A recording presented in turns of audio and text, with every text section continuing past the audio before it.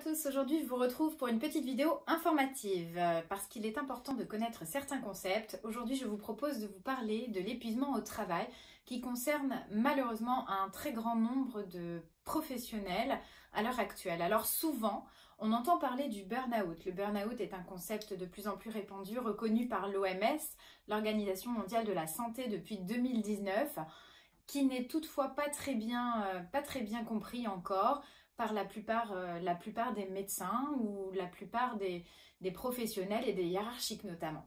Le burn-out, c'est souvent c'est un signe de mauvaise gestion du stress. Les personnes concernées vont souvent avoir un dynamisme intellectuel très très fort, ont besoin d'être stimulées et donc vont rentrer dans leur travail, s'investir professionnellement à un tel point qu'ils n'entendent pas ni le signal d'alarme, le corps qui se met en position de combat ou de fuite parfois, mais essentiellement de combat, qui va aller au travail, se motiver, investir ses tâches et qui se laisse dépasser et dans son temps de travail et dans les actions qu'il va mener.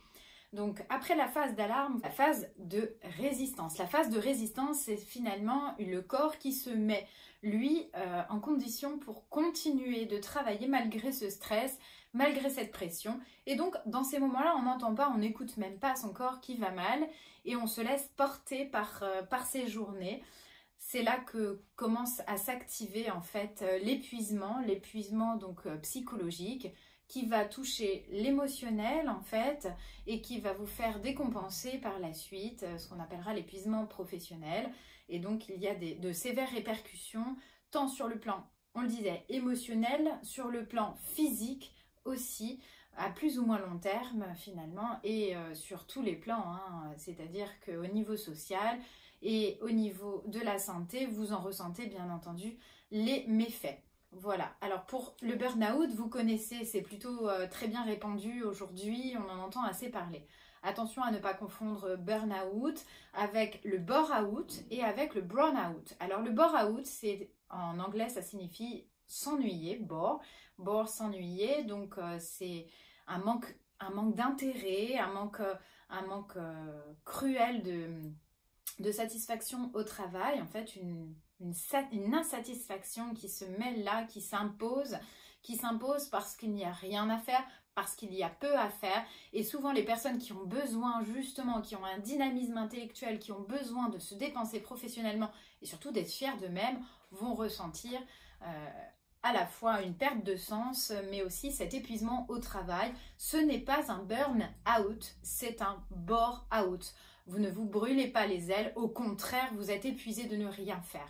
Et puis, vous avez le brown-out. Et le brown-out, ça renvoie aussi à un épuisement au travail, mais d'une toute autre façon, parce qu'ici, il s'agit de tâches qui n'ont pas de sens, parfois des tâches qui sont loin d'être à la hauteur de vos capacités, de vos compétences. On vous embauche pour des choses à faire professionnellement qui n'ont aucune pertinence.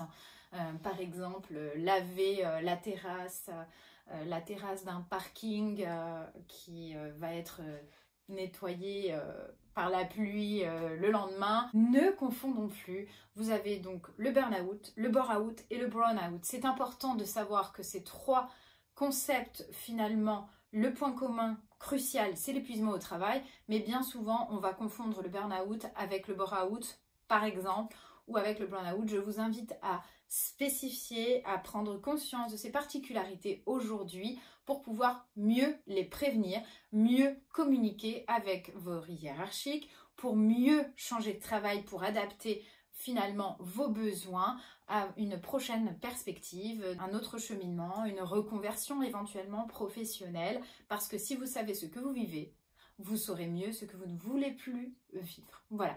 C'était une petite vidéo informative, j'espère qu'elle aura été bénéfique, instructive, et n'hésitez pas à poser vos questions.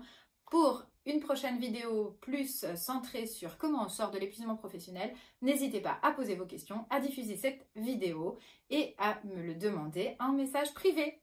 À très bientôt. N'oubliez pas, on attire ce que l'on rayonne.